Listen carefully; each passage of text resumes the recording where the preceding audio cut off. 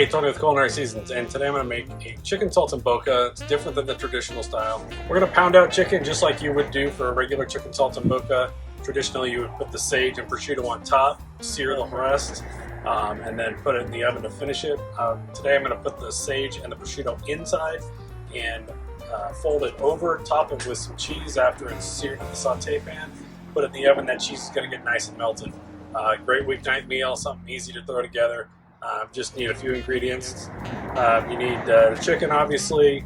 You've got prosciutto. I'm using some Scamorza cheese. You could use Swiss, you could use mozzarella. Just happens to be what I have in the fridge and wanted to use it. And some sage. I have some fresh sage from the garden.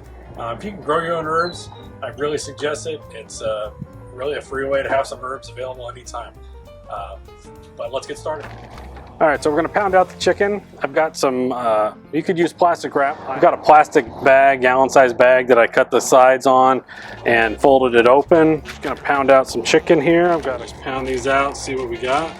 And then different mallets have different things. This one I've got a really coarse side, a fine side, and a flat side. You don't want to puncture through it if possible. You just want to flatten it out. So I'm just gonna start with the flat side, see how it goes. What the bag on both sides is doing is it's allowing it to slide in there. And with plastic wrap, if you were to put a layer of plastic wrap down, put the chicken down, and put plastic wrap over the top, it would do exactly the same thing. It would allow that chicken to slide between it, and as you're pounding it out, so it doesn't catch. So what pounding the chicken out does is it breaks down the fibers in there. So if you're familiar with cooking chicken breast, a lot of times it'll shrink up and thicken up, and what this does is it allows it to break those fibers down and allows it to stay relatively flat. So when you fold it over, you're not folding over a big piece of the chicken on top of a small piece of chicken. So you want to pound it out to about a 1/4 inch thick, could be a little more.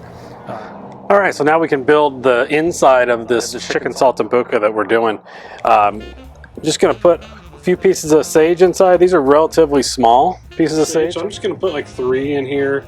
You can cover the whole half of it if you want, if you have enough pieces. I was pretty lean on pieces to pick from since it's early spring, but it is coming up, which is really nice right now. So I've got 3 pieces on there, and then I'm just going to put 1 piece of prosciutto in there. You can even fold it over to make it fit. I'm even going to turn it so that fat is on the outside, so that way when it's searing, some of that fat will render as well.